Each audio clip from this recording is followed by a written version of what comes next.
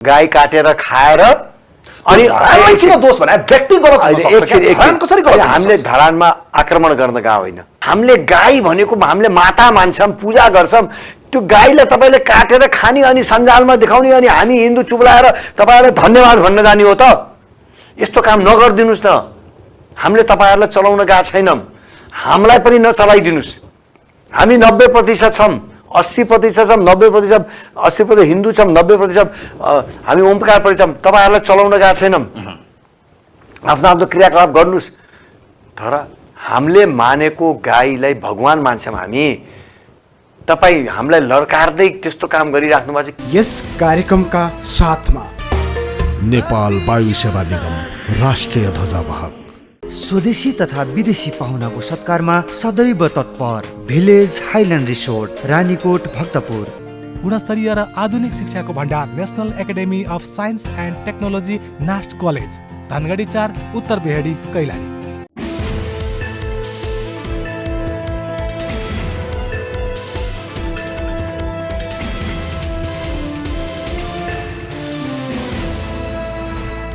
नमस्कार दर्शकवृन्द, यहाँहरूलाई हार्दिक स्वागत गर्न चाहन्छु। म नवराज धानुक। आजको चक्रव्यूहमा हामी कुराकानी गर्नेछौँ राष्ट्रिय प्रजातन्त्र पार्टीका प्रभावशाली व्यक्तित्व, महामन्त्री तथा प्रतिनिधि सभाको माननीय सांसद धवल शमशेर जबरा। खास गरी उहाँसँग देशको पछिल्लो विकसित राजनीति घटनाक्रम र समसामयिक विषयवस्तुमा केन्द्रित रहेर संवाद गर्ने प्रयास कार्यक्रममा गर्नेछौँ।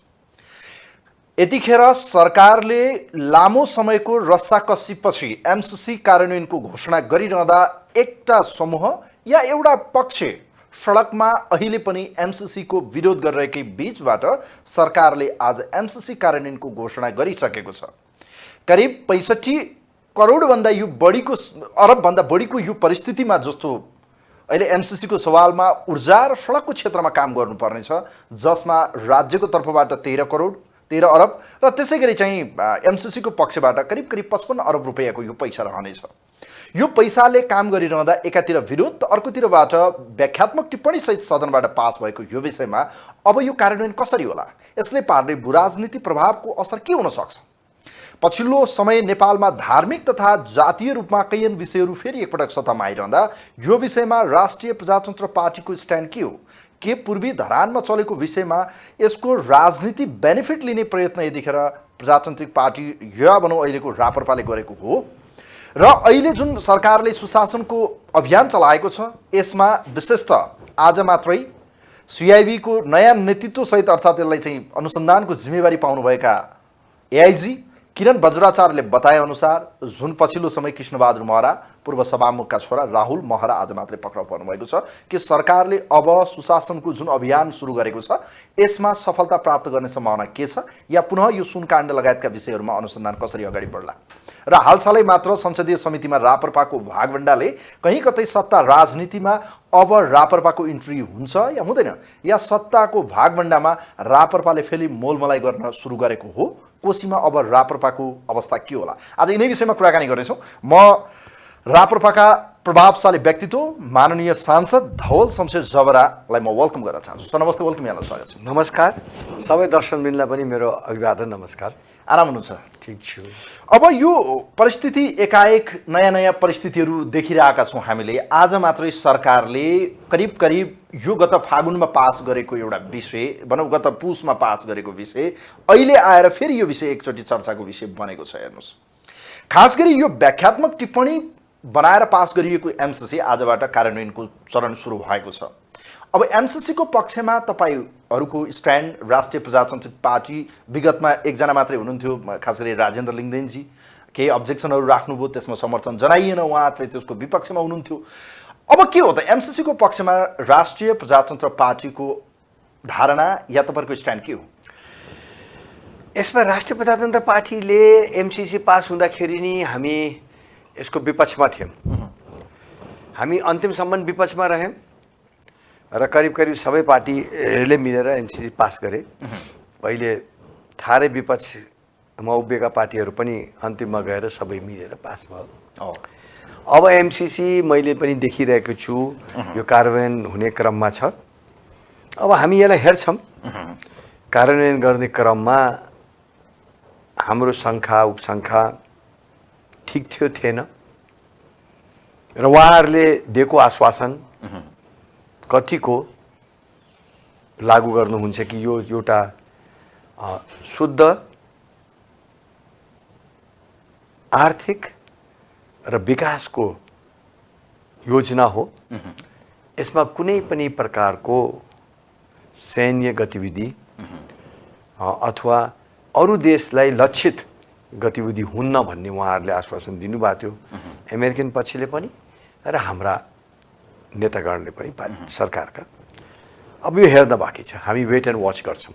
तपाईँहरू वेट एन्ड वाचमा हुनुहुन्छ। हजुर। तपाईँलाई लाग्छ यसले नेपालको हित गर्छ लाग्छ या अन्य जुन अहिले केही दलहरू सडकमा पनि देखियो, आज पनि नारा जुलुस छ, खास गरी क्यामरुन एल्फोर्ड नेपाल आउनु भएको छ, यसको उपाध्यक्ष यो आजबाट चरण सुरु भएसँगै यसका पछाडि हिडन इन्ट्रेस्टका रूपमा कहीँ एसपिपीको विषयहरू आए, खास गरी यो स्ट्राटेजिक रूपमा चाहिँ सैन्य रणनीतिको अङ्ग हो कि होइन भन्ने विषय पनि आएको छ। तपाईँलाई के लाग्छ यसले प्रकारान्तरमा नेपाललाई फाइदा गर्छ या यसले घाटा गर्छ? अब यो मिलेनियम च्यालेन्ज भन्ने छ होइन, अब यसले मैले भनिहालेँ नि, हामी वेट एन्ड वाच छौँ।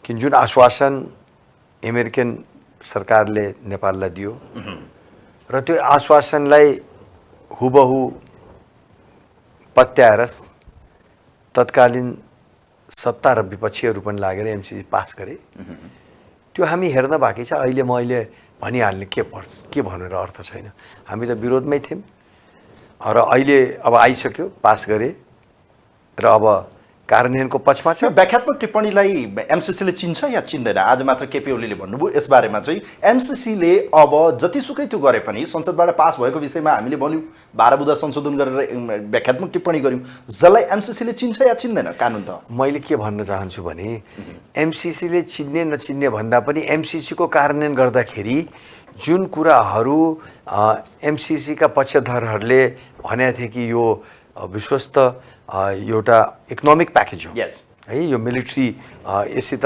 संलग्नता छैन, मिलिट्री प्याकेज होइन भनेको थियो, त्यो अब हेरौँ न, अलि दिनमा थाहा पाइहाल्छ अब के हुन्छ हैन। अब आज मात्र कृष्णबहादुर महराको छोरा पक्राउ पर्नुभयो भर्खरै तपाईँसँग अन्तर्वार्ताको केही समय अगाडि।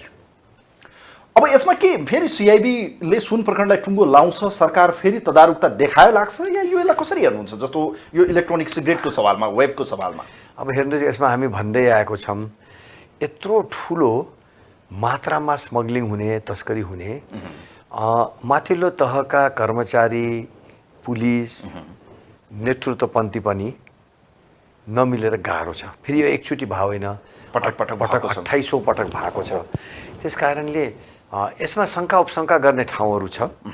अब बेनिफिट अफ द डाउट दिउँ सरकारलाई, राम्रो काम गर्नेलाई हामी बेनिफिट अफ द डाउट दिउँ र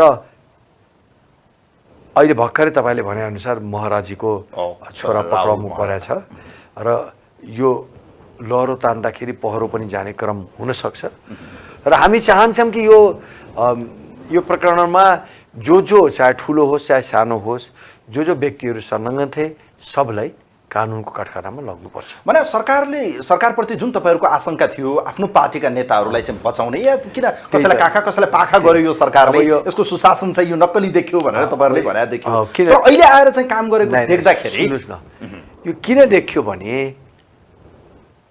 एकैपटक छानबिन गर्ने एआइजीहरूलाई ट्रान्सफर गर्यो, 5 जनालाई, एसएसपीहरूलाई ट्रान्सफर गर्यो। त्यसले सङ्केत के देखायो भने सरकार छानबिनको प्रक्रियामा गम्भीर छैन, सिरियस छैन। त्यो सन्देश गयो। यो छानबिनको प्रक्रिया इन्टरनेसनली र वर्ल्ड वाइड के हो भने जसलाई जिम्मेवारी दिन्छ त्यो टुङ्गो नलाग्ने जालसम्म त्यसलाई हटाइन्न। हटाएको मतलब सरकारैको सहमति नभएको, केही प्रकारको सहमति नभएको र त्यसमा सशङ्कित हुन स्वाभाविकै हो। हामी पनि सशङ्कित भएको थियौँ। आज तपाईँबाटै सुन्दैछु म, अहिले महराजीको छोरालाई समात्दै त्यसले एउटा राम्रो सन्देश जान्छ र सरकारले राम्रो काम गरेकोमा राष्ट्रिय प्रजातन्त्र पार्टी जहिले पनि साथ दिने। सरकारले पछिल्लो समय सुशासनको जुन अभियान आफूलाई स्थापित गर्न खोजिरहेको छ, जस्तो नक्कली भुटानी, ललिता निवास र सुन प्रकरण, यसमा सरकारको तदारुकता या उसको सफलता देखिरहनु भएको छ या यो फन्डाबाजी मात्रै, यो बाध्यता मात्रै हो? अब हेर्नु न, मैले भनिहालेँ नि तपाईँलाई, कहिले कहिले फन्डाबाजी जस्तो देखिन्छ, कहिले कहिले राम्रै गरे जस्तो पनि हो। किन अब अस्तिसम्म एआइजीआरलाई ट्रान्सफर गर्यो, एसएसपीआरलाई ट्रान्सफर, यो फन्डै हो भन्ने लाग्यो। अब आज महराको छोरालाई समात्यो हो किन? मैले यस क्रममा के भने उहाँहरूलाई बेनिफिट अफ द डाउट दिउँ न, राम्रो काम गरिरहेछन्, गरौँ, अगाडि बढौँ। तर यो अब अस्ति चाहिँ नि जुन मुख्य सचिव र 2टा प्रधानमन्त्रीहरूमाथि मुद्दै चलाएन किन? आखिरमा टिप्पणी उठाएर त ल्याएको त मन्त्री परिषद हो, निर्णय त मन्त्री परिषदले गर्नुपर्छ। मैले थाहा पाएन, मलाई छकाए भन्न पाइन्न। म पनि स्थानीय निकाय चलाएको धेरै वर्ष भयो होइन। तलबाट के ल्याए मैले दस्तखत गरेँ, मैले थाहै पाएन। त्यो कहाँ भन्न पाइन्छ? तपाईँले दस्तखत गरेपछि, परिषदको निर्णय भएपछि, बोर्डको निर्णय भएपछि बोर्डको अध्यक्ष सर्वप्रथम त्यसको जिम्मेवार हो। मैले थाहा पाएन, मलाई झुक्क्याए भन्न पाइन्न। नक्कली भुटानी शरणार्थीको अनुसन्धान सही गर्यो प्रहरीले र सरकारले, लाग्छ तपाईँलाई? अझै कहीँ कतै लिकेज भयो या अझै केही समात्न पर्ने मान्छेहरू उम्किएको जस्तो मलाई लाग्छ त्यसबाट। त्यसमा अरू पनि ठाउँसम्म पुग्ने ठाउँ थियो तर त्यहाँ पुगेन, सरकार जान सकेन, हिम्मत गएन लाग्छ तपाईँलाई? हिम्मत गरेन, आफ्नै सरकार ढल्छ कि भनेर पनि हो। योभन्दा बढी बोल्न ठिक हुँदैन। ललिता निवासमा सङ्गठित अपराध र त्यसमा संलग्न व्यक्तिहरूलाई अनुसन्धान गर, छानबिन गर भनेर अदालतले फैसला गर्यो। त्यही त भने। तर पछि गएर चाहिँ त्यसलाई चाहिँ सङ्गठितबाट कृत्यमा मुद्दा दर्ता गरिन्छ। मैले त्यही भन्छु नि, कहिले गैरा जस्तो पनि लाग्छ, कहिले यो फन्डा जस्तो पनि लाग्छ है। अनि अब फेरि कहिले के लाग्छ भने नाजायज व्यक्तिहरूलाई पनि फसाउनु खोजेको जस्तो। भनौँ न, गलत गरेर तपाईँले जग्गा ल्याउनु भयो, तपाईँको नाममा लाल पूर्जा छ, सबै छ, कागजहरू छ, मोटमा तपाईँको छ। मैले जग्गा तपाईँले किन्दाखेरि त मैले त कागज हेर्छु नि, तपाईँले कहाँबाट जग्गा किन्यो, त्यो मान्छेले कहाँबाट अझै किन्यो भने त हेर्दैन। तपाईँको कागज ठिक छ कि छैन, मालपोतमा दर्ता छ कि छैन, मोटमा मोही छ कि छैन, यो हेरेपछि त म त ढुक्क हुन्छु। अनि मैले किनेपछि म कसरी दोषी? दोषी त तपाईँ हुनुपर्ने नि, जसले त्यो मिलायो, जसले ऐलानी भनौँ, सरकारी जग्गा भनौँ, मालपोतमा निर्णय गरायो, मोटमा लगायो, मोही बनायो, त्यो पो जिम्मेवारी। थर्ड ह्यान्ड फोर्थ ह्यान्ड मान्छेलाई त के अर्थ छ र? तर त्यहाँ पनि शङ्का गर्ने ठाउँ रह्यो। त्यसो भए शङ्का गर्ने, अब यो शङ्का गर्ने ठाउँ। सुन प्रकरणलाई जसरी सुरुवाती दिनमा चाहिँ हामीले सोचेको थियौँ कि यसमा चाहिँ सरकारले कमसेकम ठुला माछा पक्रिन्छ, तर भरियाभन्दा माथि चढ्न सकेन या त्यो पक्रन सकेन सर। त अहिले त यो फेरि अर्को इलेक्ट्रोनिक सिगरेटको विषय, अर्को कल डिटेक्टको विषय। तर यो जुन सुन प्रकरणको विषय तपाईँले सुनिराख्नु भएको छ नि, एउटा पुलिसको उच्च पदस्थ व्यक्ति अमेरिका भाग्यो भनेर, प्रहरी प्रमुख भाग्यो भनेपछि अब हेर्नुहोस् कहाँसम्म यो लहरो परो रहेछ त। प्रहरी प्रमुख भागेपछि राजनीतिक मान्छेहरू नहोला नि त्यसमा, कसरी भन्ने? फेरि यो पहिलो सुन प्रकरण होइन, योभन्दा पहिलेका गृहमन्त्रीहरूले के गर्यो, को गृहमन्त्रीले के गर्यो छर्लङ्गै छ नि, को प्रहरी प्रमुखहरूले के गर्यो सबैलाई थाहा छ। सुन किन ल्याइन्छ सर? यो जान्छ कहाँ? बडो यो विषय आजसम्म पब्लिकमा पुगेको छैन। तर प्रश्न छ हाम्रो देशमा यति धेरै सुन जति आउँछ खपत छैन। मित्र राज भारतमा जाने हो, इन्टरनेसनल मार्केटबाट आउने हो, मित्र राज भारतमा जाने हो। मित्र राज भारतमाबाट उनीहरूले डाइरेक्टली ल्याउन सक्दैनन्, त्यहाँ निगरानी छ, कडा छ, कस्टमहरू छ, त्यहाँ उनको आफ्नो सञ्जाल पनि मजबुत छ। अझै यो सुन समातेको, यो जुन 60 किलो सुन समात्यो, जहाँसम्म हल्ला छ बजारमा, अब डिटेल त मलाई थाहा छैन, तर मित्रराज भारतकै एजेन्सीले हाम्रो सरकारलाई खबर गरे हो रे। अब तिमी पक्र्यौ, तिम्रो एयरपोर्टबाट यस्तो सामान आइरहेछ भनेपछि उनीहरूको त सञ्जाल छ विदेशमा पनि, त्यो सञ्जालले पत्ता लगाएर यहाँ भने हो। उनीहरूको देशमा नलग्न सकेर नेपाल त एउटा ट्रान्जिट हो, स्मग्लिङ ट्रान्जिट हो। त्यस कारणले अब यो प्रश्नै छ नि, कहाँ जान्छ? यो सुन प्रकरणलाई हेर्ने हो भने अब छानबिन समिति बनेको छ, यसले के गर्छ लाग्छ तपाईँलाई? अब छानबिन समिति पनि बन्यो, ठुलो सदनकै अवरोध गरेर के साँच्चै त्यसले अब स्मग्लिङ चाहिँ रोक्छ लाग्छ कि सर? यो सबै कर्मकाण्डी मात्रै होइन, एउटा कर्मकाण्डी किन फेरि यो लायो भने 1 महिनापछि यसले छानबिन गरिदिने किन? 1 महिनाको समय के गर्न दिने हो? शङ्का त भइहाल्यो नि। 1 महिनाको समय तिमीहरू कागजहरू लुकाऊ, फासफुस गर, मान्छेहरू उम्को नपाओस् भन्ने दिया हो किन? हामीले त 1 महिना, हामीले त एमाले यो छानबिन समितिको कुरा अगाडि ल्याएपछि हामीले समर्थनै गरे हो, यो हुनैपर्छ। किनकि अब अहिले हेर्नु न, प्रहरी प्रमुख भाग्यो, अब प्रहरीले आफ्नो प्रमुखलाई छानबिन गर्न सक्छ। त्यस कारणले एउटा नेतागण, एउटा सांसदहरू मिलेर, एउटा विज्ञहरू मिलेर छानबिन गर्ने कुरा असाध्यै राम्रो थियो। तर अब यो 1 महिनापछि गर्ने भने अब यो किन हो? के भागभण्डा भयो त्यहाँ के तर्सायो। अब अझै हामीले सुन्दा त के सुनिरहेछौँ बाहिर, यो त हावा हो, उड्ती हावा, कि एमालेको पनि केपी ओली संलग्न भएका कुराहरूलाई पनि हामी उजागर गर्छौँ भने थर्काएर, जस्तो वाइड बडी भयो, गोकर्ण काण्डहरू भयो, गिरिबन्धु टी हो, गिरिबन्धु टी भयो। अब यस्तो कुरा गरेपछि ऊ पनि बिस्तारै ब्याक भयो भन्ने अफवाह त हो, बजारमा चलेको अफवाह त हो। अब आफू त्यहाँ त्यो पोलिटिकल रूपमा गिभ एन्ड टेक हुँदो रहेछ है, तपाईँलाई लाग्यो? तपाईँले पनि अहिले त पछिल्लो समय अब हेर्नुहोस्, स्थानीयबाट केन्द्रमा हेर्नुहोस्, के देख्नुहुन्छ? पार्टीको एउटा शक्तिशाली महामन्त्री हुनुहुन्छ। हाम्रो देश डुबेको कारण नेताहरूले हो। सबै नेता मिलेर खाछन्, कोही चोखो छैनन्। साँच्चै गरेर 46 सालबाट समात्यो भने त नेता गणै रहन्न, सबै जेलमा जानुपर्छ। 46 सालपछिको छानबिन गर्नु त सबै उनीहरूको सम्पत्ति चप्पल पड्काएर आएका आज अरबपति छन्। किन चाहिन्छ नेतालाई पैसा? के का लागि? राजनीति त्यही हो, राजनीति पनि लोभ। पैसा नकमाइकन राजनीति नै नहुने हो। त्यो एउटा कति पैसा चाहिन्छ र राजनीतिलाई? लोभ हो, लोभ, नसा हो। देश त कङ्गाल भयो। देश त अब के भयो तपाईँ हामीलाई थाहै छ नि। अब अहिले राष्ट्रिय प्रजातन्त्र पार्टी गत पुस 10 गते तपाईँहरू सरकारमा जानुभयो, प्रचण्डलाई प्रधानमन्त्री बनाउनु भयो। त्यसपछि तपाईँहरूले सरकारलाई दिएको समर्थन विथड्र गर्नुभयो, फेरि अहिले आएर संसदीय समितिमा भागभण्डा खोज्नुभयो। यसलाई हामीले पब्लिकको स्तरबाट राप्रपाको यो बहुरङ्गी रूपलाई कसरी चिन्ने प्लिज? अब सरकारमा जानु गलत रहेछ भन्ने ठहर भयो। राम्रै मनसाले गएको, यो डुब्न लागेको देशलाई केही गर्न सकिन्छ कि, सुशासन कायम गर्न सकिन्छ कि भन्ने, र हाम्रा सरकारमा गएका मन्त्रीहरूले पनि राम्रै कामका सुरुवात गरेको थिए, त्यो प्रष्टै छ। तर जुन हिसाबले प्रधानमन्त्रीज्यूले खेमा चेन्ज गर्नुभयो, हामी तर्स्यौँ। यस्तो अस्थिर मनस्थितिको व्यक्तिको नेतृत्वमा हामी जहाँ हुनुहुन्न भनेर हामीले अरूभन्दा पहिले आफ्ना मन्त्रीहरूलाई पनि विड्र गऱ्यौँ र हामीले पनि सरकारको समर्थन फिर्ता लियौँ। त्यो आफ्नो ठाउँमा छ। अब कालान्तरले गलत भएको भन्ने ठहर भयो, राम्रै गर्न गएको थियो। तर अहिले यो सांसदीय समितिमा जाने भनेको सरकारको अङ्ग होइन। यो सांसदीय समिति भनेको सदनको अङ्ग हो, मिनी पार्लियामेन्ट हो यिनीहरू। यो सदन यत्रो ठुलो छ, राम्रोसित केलाएर कुरा अगाडि बढाउन सक्दैन। यो समितिहरूले होमवर्क गरेर सदनलाई फिडब्याक दिएर अगाडि लग्ने हो, र यो सदनको अङ्ग हो, सरकारको अङ्ग होइन। र हामी न कोसीमा न प्रचण्डजीको सरकारमा जाने योजना राप्रपाको छैन।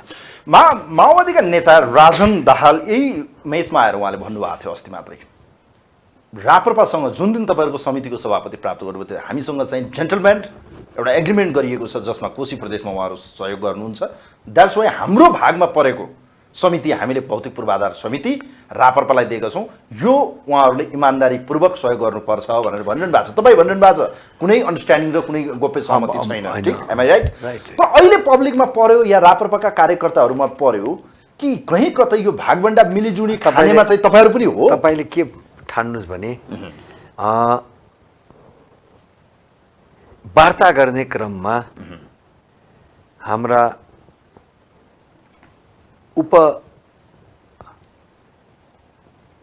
उपाध्यक्ष वरिष्ठ उपाध्यक्ष बुद्धिमान तामाङज्यू जानुभएको थियो।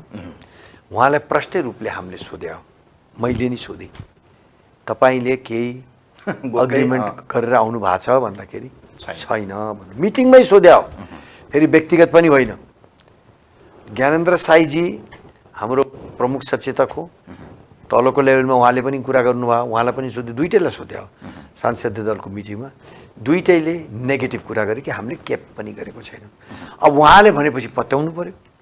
तर तपाईँहरूलाई किन दिनुपर्ने त? राष्ट्रिय स्वतन्त्र पार्टीलाई उहाँहरूले बाइकआउट गर्नुभयो भने राप्रपा यति प्यारो सत्ता गठबन्धनलाई या प्रचण्डका निम्ति किन प्यारो लाग्यो? यसका पछाडि बुझ्दैन पब्लिकले?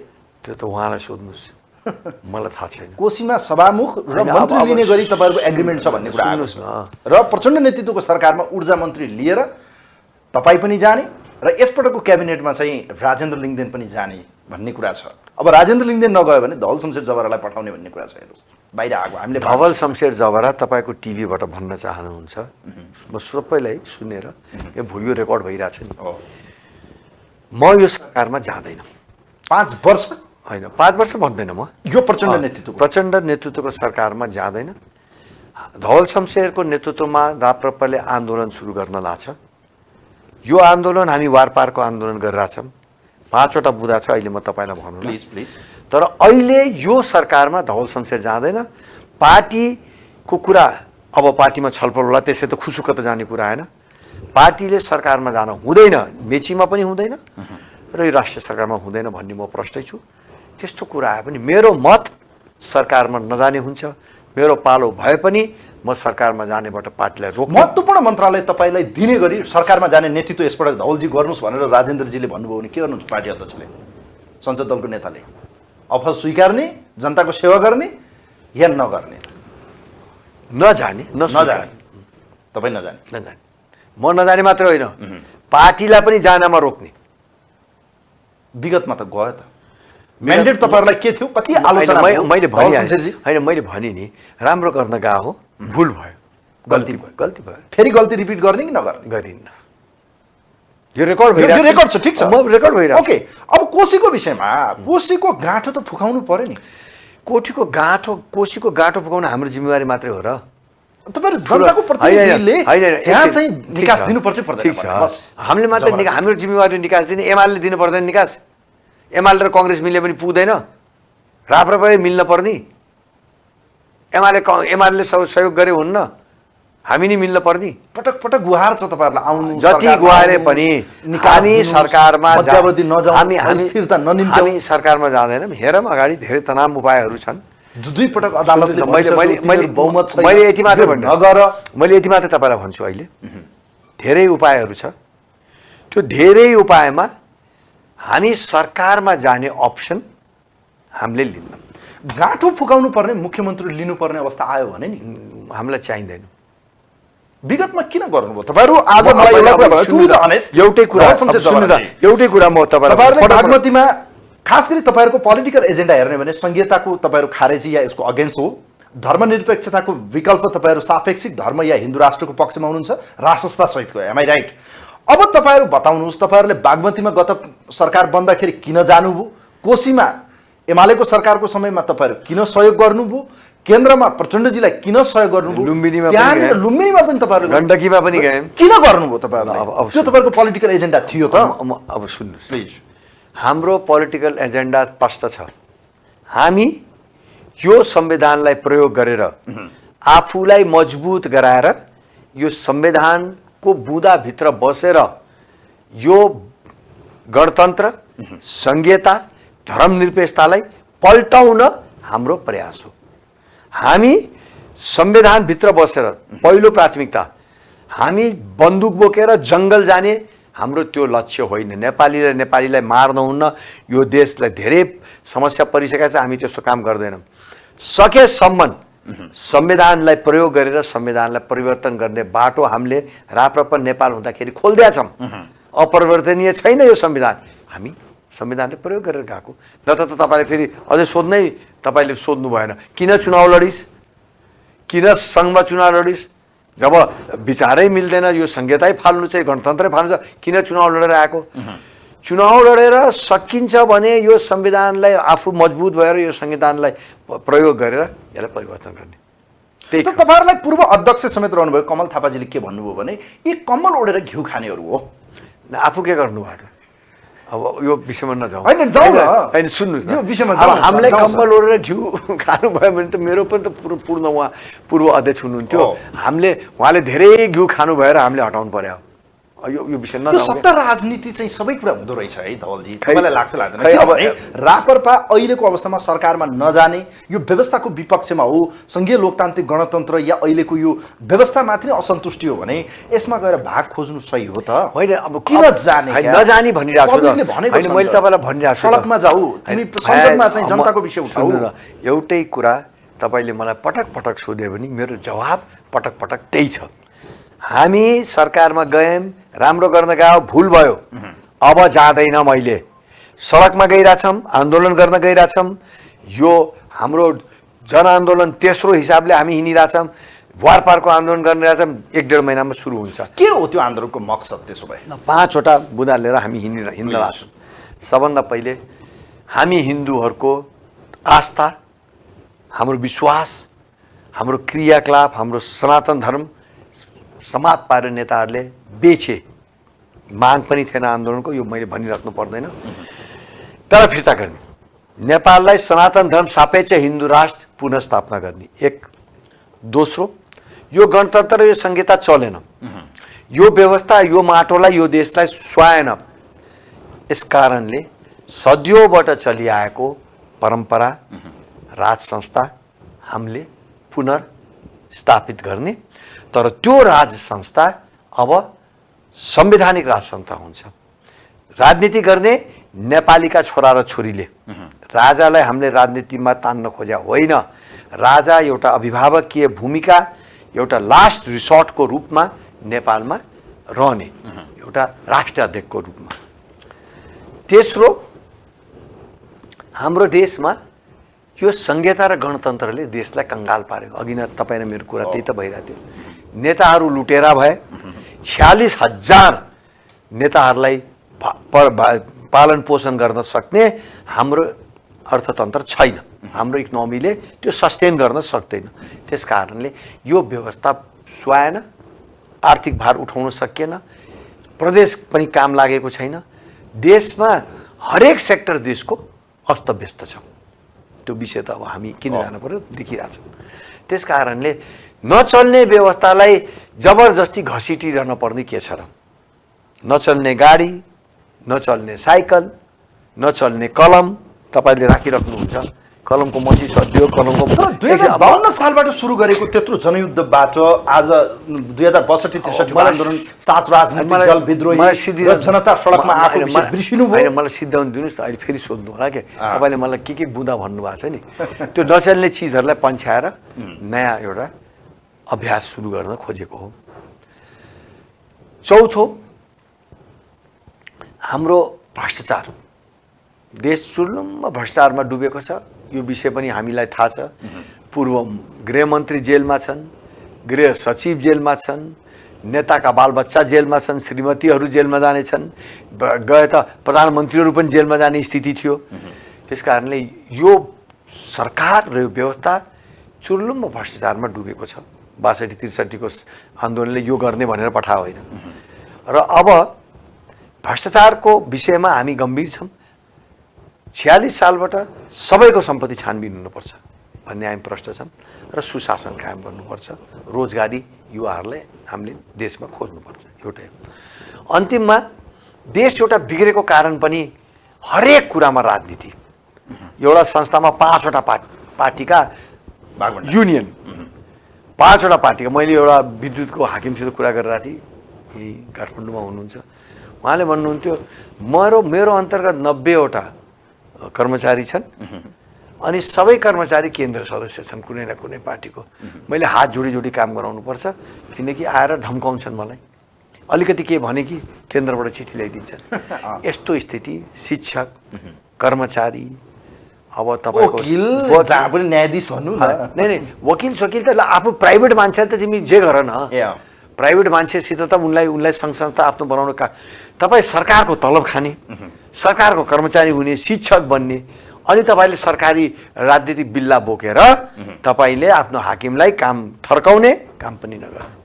त्यसका विरुद्ध पनि तपाईँहरू सडकमा जाने। यो सबै यो क्यान्सल हुनुपर्छ, गर्न पाइँदैन। सरकारी वेतनदारी तलब पाउनेहरूले सङ्घ सङ्गठन बनाउन पाइँदैन। तपाईँको नेतृत्वमा सडकमा जाने कुरा यहाँले गरिरहनु भएको छ। जनता आउँछ सडकमा, मेजर पोइन्ट त त्यो हो नि त। अब जनताले देखिराखेको छ देश कहाँ पुगिसक्यो। हामी श्रीलङ्काको पथमा गइसक्यौँ, त्योभन्दा बेहतर होलाम, खतम होलाम। अब पनि जनता आएन भने हामीले प्रयास गर्ने हो। जनतै आउँदैन। अब म चुनाव लडी जनताले भोट नदिए भए म तपाईँ अगाडि हुन्न थिएँ। जनताले पत्याए। त्यो त अहिलेका दलहरूसँगको वितृष्णाको मत हो लाग्छ या साँच्चीकै तपाईँहरूको एजेन्डामाथि तपाईँहरू जति जित्नुभयो नि 7 जना, पछि गएर तपाईँहरू समानुपातिकमा 7 जना, करिब 14 जना, त्यो मत व्यवस्थाका विरुद्ध थियो या अहिलेका दलहरूका विरुद्धको असन्तुष्टिको मत थियो? अब ठ्याक्कै भन्न सकिन्न ठ्याक्कै भन्न सकिन्न। केही मतहरू व्यवस्थाको विरुद्धमा होलान्, केही व्यक्तिगत मतहरू पनि आए र केही पार्टीगत मतहरू पनि थिए। सबै यो मिक्स कटै हो। अहिले जस्तो यो बाहिर हेर्छौँ हामी, देखिन्छ पनि सर, होइन? जस्तो अब भनौँ न स्वतन्त्र पार्टीको व्यवस्थाको विरोधको मत मात्रै हो उहाँहरूको। होइन, उहाँहरूले के भन्नुभएको छ भने व्यवस्था ठिक छ, व्यवस्थामा चाहिँ नेता गलत भयो। उहाँहरूले भने यो होइन भने जे होस् यो परिस्थितिको विरोधको मत हो, उनीहरूको असन्तुष्टिको मत हो। असन्तुष्टिको मत हो। हाम्रो त्यो तपाईँलाई लाग्छ त तपाईँहरूको पार्टीलाई जुन जनमत या प्राप्त भयो, जुन भर्डिक्ट प्राप्त भयो, त्यो चाहिँ व्यवस्थाका विरुद्ध हो लाग्यो भने खोजेँ मैले? केही मत हो, केही मत हो, सम्पूर्ण मत होइन। सम्पूर्ण होइन। अहिले जस्तो यो देखिएको विषयमा अलिकति संवाद गरौँ। जस्तो तपाईँहरूलाई एउटा ट्याग लाग्छ, भनिन्छ पनि, बाहिर भन्छन् पनि, र विशेष त अहिलेका गणतन्त्र पक्षधरहरूले यी ट्रेडिसनल कन्जर्भेटिभ र प्रतिगमनकारीहरू हो। तपाईँहरू प्रतिगमनकारी भएर यो व्यवस्था फाल्छौँ भनिरहनु भएको छ, यो सुन्दा कस्तो लाग्छ?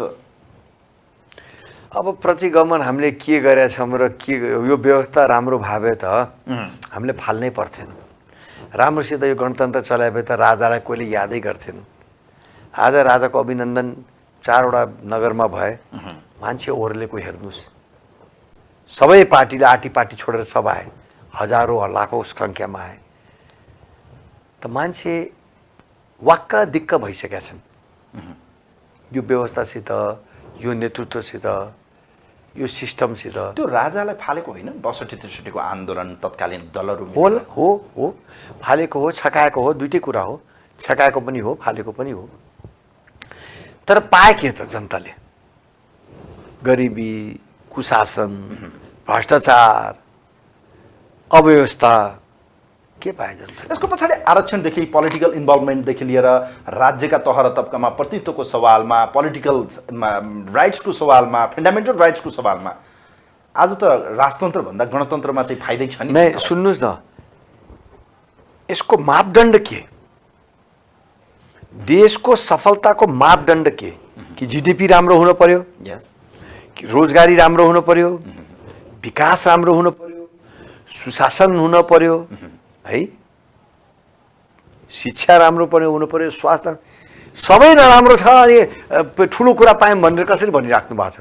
हो, कागजमा फन्डामेन्टलहरू राइट्सहरू पाइयो, ठुलो सङ्ख्यामा नेतृत्व बन्यो, समानुपातिक भनेर उहाँ 275 जना अहिले उसमा छौँ, हामी सदनमा छौँ, उहाँ 700 कतिजना प्रदेशमा छौँ। यही पायो, नेतालाई पोस्ने व्यवस्था पाइयो। तर जनताले के पायो? ल म त भन्छु, राजा हुँदा चाहिँ के चाहिँ भयो, अब चाहिँ के गर्नुहुन्छ? ल्याउँदा चाहिँ एउटा व्यक्तिलाई ल्याउँदैमा कायापलट हुन्छ, होइन, यो गलत हो। हामीले व्यक्तिलाई ल्याउन खोज्या होइन।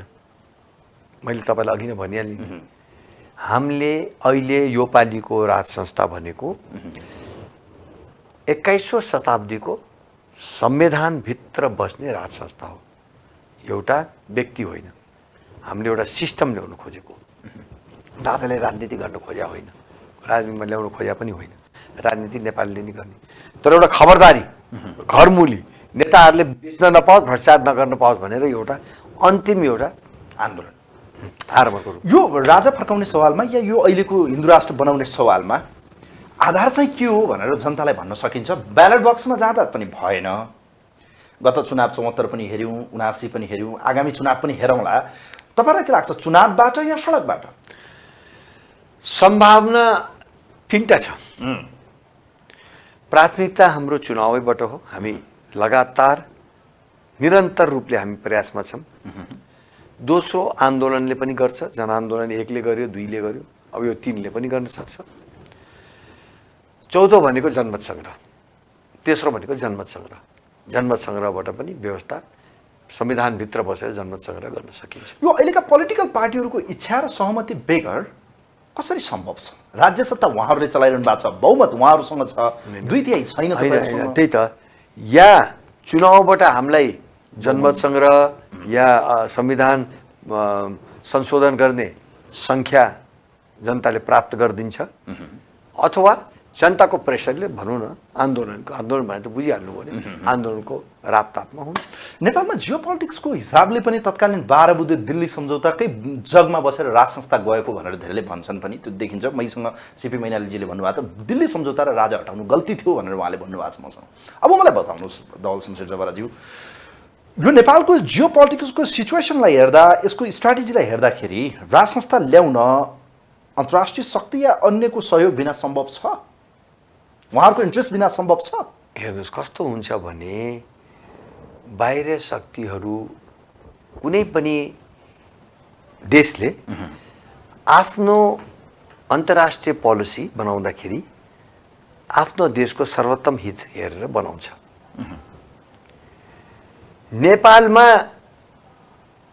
राज संस्था आयो भने उहाँहरूलाई हामीले अप्ठ्यारो पार्ने स्थितिमा पहिले पनि लगाएको थिएनौँ, अहिले पनि लाग्दैनौँ।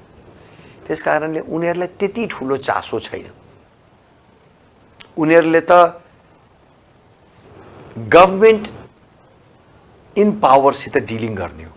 होइन, शक्तिलाई पनि त शक्ति केन्द्रहरूलाई पनि तपाईँले बुझ्नु भएको छ, उहाँहरूको कम्फर्टेबल हुनु पर्यो, उहाँहरूको चाहिँ लागु हुनु पर्यो। सुन्नु, उहाँहरूले के गर्ने प्रयास गर्नुहुन्छ भने आफ्नो, यो नेचुरल हो, सबै शक्तिशाली देशहरूले आफ्नो इन्फ्लुएन्स बढाउन खोज्ने त्यो सम्भावना स्वाभाविकै हो होइन। त्यस कारणले आफ्नो इन्फ्लुएन्स लगाएर आफूलाई सजिलो हुने शक्तिलाई सरकारमा ल्याउन प्रयास निरन्तर विश्वभरि छ, विश्व सबैले गर्छन् होइन। त्यस क्रममा तर जुन शक्तिको प्रबल सम्भावना देख्छन् नि अनि मरिहत्ते गर्दैनन्, त्यसलाई रोक्न मरिहत्ते गर्दैनन्। दक्षिणतिर अब आगामी चुनाव हुँदैछ, त्यहाँ लोकसभाको चुनाव 2024मा। अहिलेको त्यहाँको सत्तारूढ दल या अहिलेको संस्थापन या राज्य सत्ता जो छ, यसको विकल्पमा काङ्ग्रेस गठबन्धन आयो भने त्यसले नेपालमा के असर गर्न सक्छ? अब हामी त काङ्ग्रेस गठबन्धन भन्दा यो बिजेपीको सरकारसित म कम्फर्टेबल हुनुपर्छ, किनकि हाम्रो एजेन्डा र उहाँहरूको एजेन्डा मिल्छ। मिल्दा पनि हामीले केही सहयोग उहाँबाट अहिलेसम्म पाएको छैनौँ। जुन बिचमा अलिकति हल्ला पनि उठ्यो, अमेरिकी प्रतिवेदन हेर्नु भएन? अमेरिकी विदेश मन्त्रालयले नेपालमा चाहिँ भारतीय आरएसएसको चाहिँ लगानीमा चाहिँ नेपालमा धर्म प्रचारक गर्न थाले नेताहरू। कुनै किन यिनीहरूले भने होइन हामीलाई पैसा दिए भने कि राप्रपालाई पैसा दिए भने राप्रपाले 1 रुपियाँ पाएको छैन। फन्ड हुँदैन तपाईँहरूलाई? 1 रुपियाँ मैले भनिरहेको छु नि। किन बोक्ने त उहाँहरूको एजेन्डा? हामीले उहाँको एजेन्डा बोक्यो होइन, हाम्रो एजेन्डा र उहाँको एजेन्डा मिल्यो, संयोग हो या संयोजन हो भनौँ न। हामी त हिन्दूवादी, हिन्दू राष्ट्र, सनातन धर्म मान्ने पार्टी पऱ्यौँ, सोच पऱ्यौँ। उहाँहरू पनि अब हामी जति कट्टर छैनन्, तर किनकि त्यो त अब गणतान्त्रिक देश हो, धर्मनिरपेक्षको देश हो, उहाँ त्यो त्यहाँ पल्टाउन गाह्रै होला। हाम्रो यहाँ त सम्भावना सेकुलर राष्ट्रबाट के चाहिँ तपाईँहरूलाई चित्त बुझेन र हिन्दू राष्ट्र चाहिने? यो त धर्म भन्ने कुरा त स्वतन्त्रताको विषय हो। सुन्नु, अब यो पनि बहस छ के यो विश्वमा आज 100वटा राष्ट्र क्रिस्चियन राष्ट्र छन्, खुब डेमोक्रेसी मान्नेवालाहरू। 47वटा मुस्लिम राष्ट्र छन्, 11वटा बुद्धिस्ट राष्ट्र कन्फर्म्ड। त्यो बाइबल नछोइकन त्यहाँ राष्ट्रपति हुन पाइन्न। झन् मुस्लिम त अब मुस्लिमै भएको होइन, उनीहरूको त ल नै अर्कै छ। अनि यत्रो ठुलो जनसङ्ख्या भएका हिन्दूहरूको एक मात्र हिन्दू राष्ट्र, हामीले के गुनाह गरेका थियौँ, हामीले कसलाई के दुःख दिएका थियौँ र हामीलाई किन हामी मात्रै एउटा हिन्दू राष्ट्र नहुने, हामीलाई मात्रै यो स्वतन्त्रता चाहिन्छ धर्मको, अरू यत्रो यो 100-200वटा राष्ट्रलाई नचाहिने, आफूलाई डेमोक्रेटिक राष्ट्र भन्ने, ह्युमन राइट्समा बिलिभ गर्ने भन्ने, उनलाई चाहिँ नि आफ्नो धर्मप्रतिको वफादारीता देखाएर क्रिस्चियन मुस्लिम बुद्धिस्ट राष्ट्र भन्न पर्ने।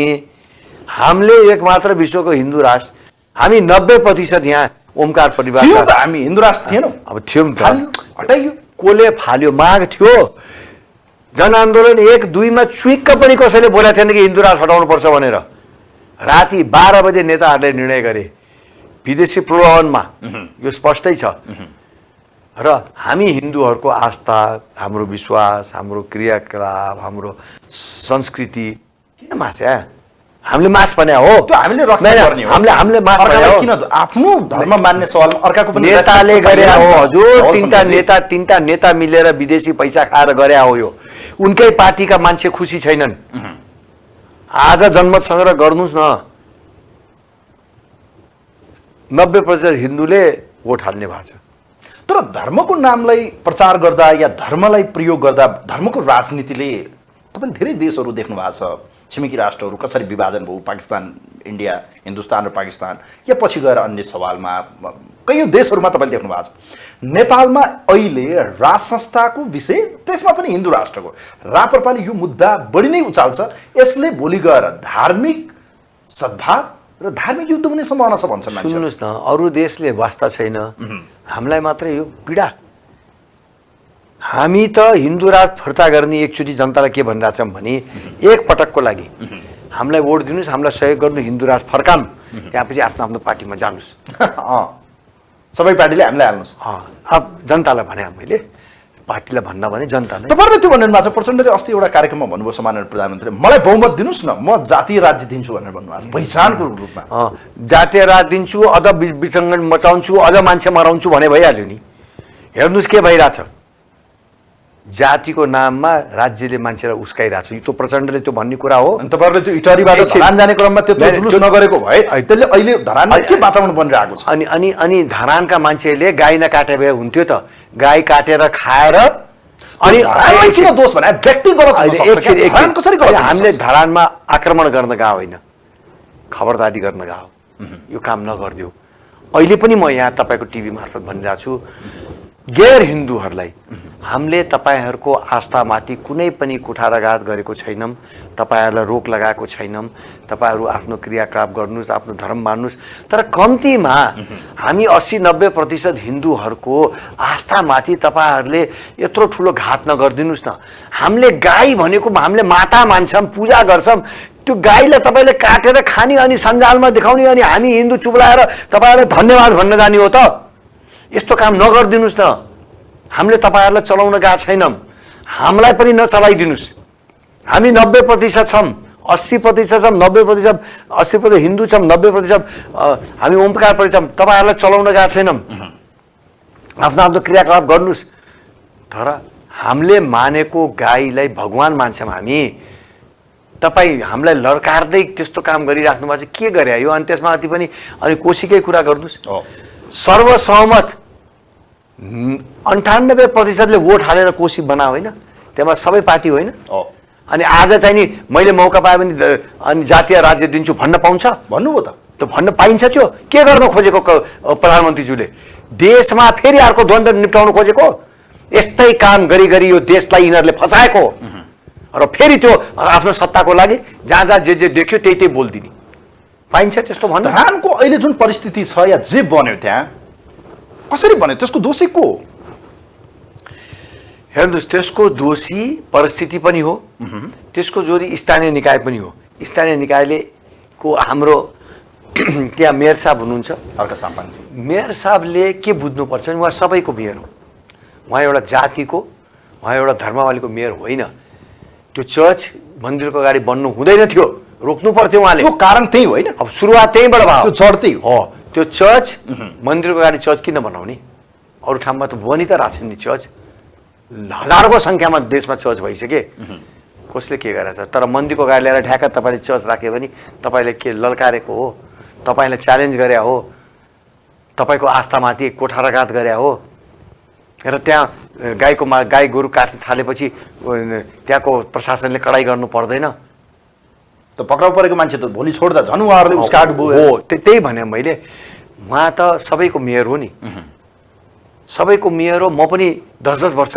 नगरपालिका चलाएँ मेरो नगरपालिका पनि सेन्सिटिभ नगरपालिका हो यस मुस्लिम बाहुल्य भएको क्षेत्र हो त्यहाँ धर्मावली दुईटा धर्मावली काटाकाट गरेर मान्छे मारामार गर्थे म 10 वर्ष चलाउँदाखेरि मैले एउटा धर्मावलीले अर्को धर्मलाई गाली शुद्ध गर्न दिएन किनकि मैले पक्षपात गर्थेन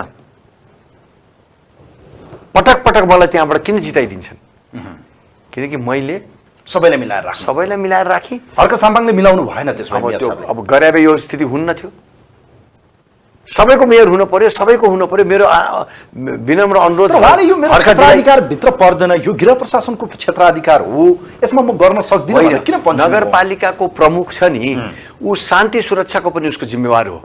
त्यहाँ सद्भाव र चाहिँ नि जाति जातिको बिचमा, धर्म धर्मको बिचमा ब्यालेन्स गरेर राख्ने उहाँको जिम्मेवारी हो।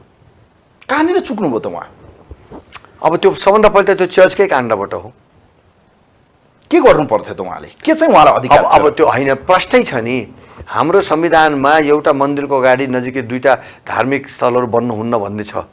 स्कुलहरूको पनि कति कति डिस्टेन्सहरू छ, त्यो गर्न दिनुहुन्न थियो। त्यसले द्वन्द्वहरू निप्टाएको। उहाँले अनुमति नदिनु पर्ने या भत्काउनु पर्थ्यो? भत्काउने या रोक्नु पर्ने, अर्को ठाउँमा लैजाऊ भन्नुपर्ने। भत्काउनु त म भन्दैन है। अनि जब यो काण्डहरू यस्तो हुन लाए, म मेयर हुँदाखेरि पुलिस प्रशासनले मेरो कुरा मान्थ्यो कि तुरुन्त रोक, जनताको प्रतिनिधि हो, मान्छ नि, तुरुन्त समात्नुहोस्। यो छताछुल गरेर यत्र हड्डी खाएको देखाएर के गरे यो? हामी हिन्दूहरूको मनमा कस्तो लाग्दो होला भन्नुहोस् त। त्यहाँ आन्दोलन गर्ने परिस्थिति बनेर काठमाडौँ केन्द्रीय तपाईँहरू आन्दोलन गरिरहनु भएको छ। हिजो पनि तपाईँहरू बोलिरहनु भएको छ, भोलि पनि भनिरहनु भएको छ। यसपटक तपाईँहरू आन्दोलनमा जाने कुरा गर्नुभएको छ। तपाईँकै पूर्व अध्यक्ष कमल थापाजी अर्थात् राप्रपा नेपालको अध्यक्षले यसपटक एउटा टेलिभिजन इन्टरभ्यूमा उहाँले भन्नुभएको छ र बाहिर भनि पनि रहनु भएको छ, केही मुद्दाहरू छन् जुनमा हाम्रो एग्रिमेन्ट हुन सक्छ र पार्टी एकतासम्म जान सकिन्छ। विशेषतः तपाईँहरू त उहाँको लेफ्ट राइट भएको मान्छे, तपाईँ धवल शमशेरजी र राजेन्द्र लिङ्गदेनजी हुर्काउनुभयो, सँगै राजनीति गर्नुभयो, पछि आएर परिस्थिति बन्यो, तपाईँहरूसँग उहाँ रुष्ट हुनुभयो, पार्टी छोड्नुभयो, नयाँ पार्टी गठन गर्नुभयो, या पुरानै पार्टीमा उहाँले आफूलाई जुन थियो उही गर्नुभयो। अब उहाँसँगको पार्टी एकता सहकार्य हुने सम्भावना के छ?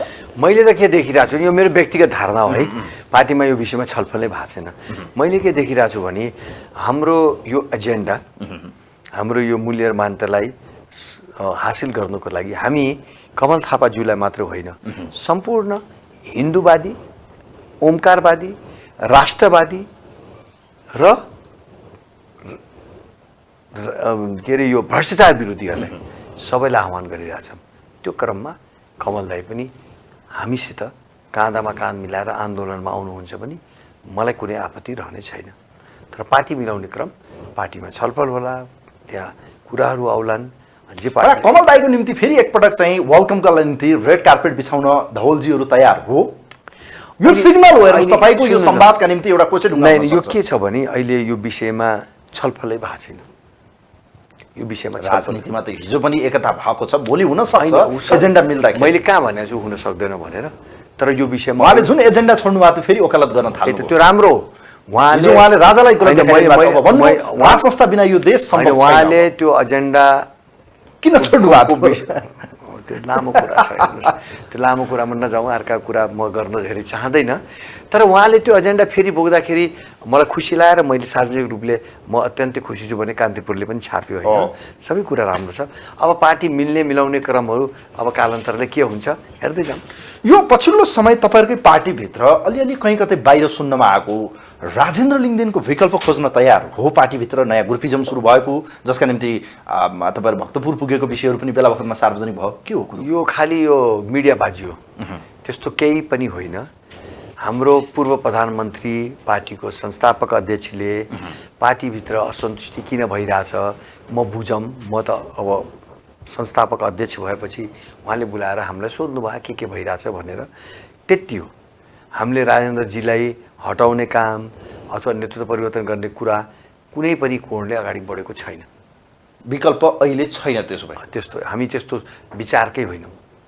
हामी यही भयो भनेर हामीले परिवर्तन गर्यौँ, राप्रपामा नयाँ पुस्ता ल्यायो। होइन, तपाईँको यो बैठकले कहीँ कतै पार्टीभित्र अर्को ग्रुप बनिरहेको हो कि भन्ने बाहिर चर्चा भयो। राजेन्द्रजी तपाईँका विरुद्ध चाहिँ नयाँ ग्रुप सुरु भयो, तपाईँलाई हटाउने कुरा भयो भनेर भन्न थाल्यो। विकल्प होइन, अब म भनिरहेको छु नि तपाईँलाई, होइन पार्टीमा कुनै गुट बुगुट छैन। होइन त्यस्तो सबै एक हुनुहुन्छ। राजेन्द्रजी, रविन्द्रजी, तपाईँहरू सबै एक ढिक्का हुनुहुन्छ। हामी राप्रपालाई फोड्ने क्रममा, यसलाई विभाजन गर्ने क्रममा हामी छैनौँ। बाँकी इस्युहरूमा विभिन्न इस्युहरूमा विभिन्न मतभिन्नता हुन्छ। त्यो त एउटा घरभित्र हुन्छ।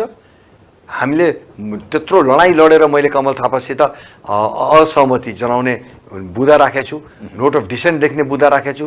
चित्त नबुझेपछि मेरो यो विषयमा नोट अफ डिसेन्ट हुन्छ भन्छु म।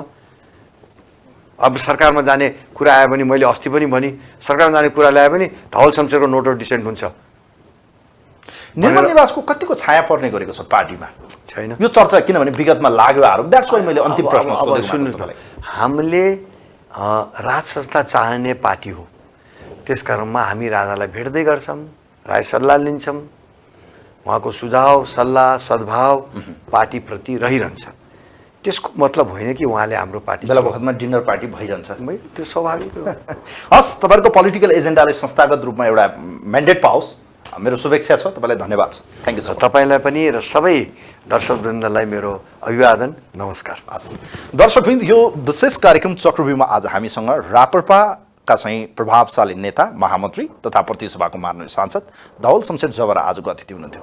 उहाँसँगको संवादसँगै कार्यक्रमलाई यहीँ टुङ्ग्याउँछु। कार्यक्रम हेरिदिनु धन्यवाद दिँदै म पनि बिदा हुन्छु। नमस्कार।